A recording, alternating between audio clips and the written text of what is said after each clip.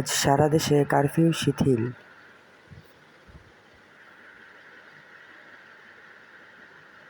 দলে দলে ঢাকায় যোগ দেওয়ার আহ্বান সমন্বয়কের।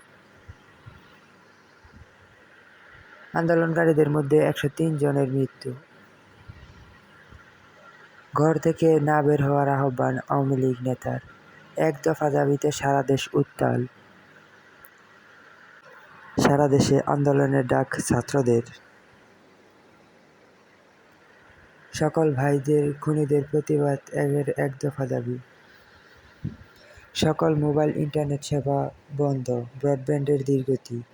উত্তাল সারা বাংলাদেশ। সরকার পতনের আগ পর্যন্ত আন্দোলন চলবে শিক্ষার্থী।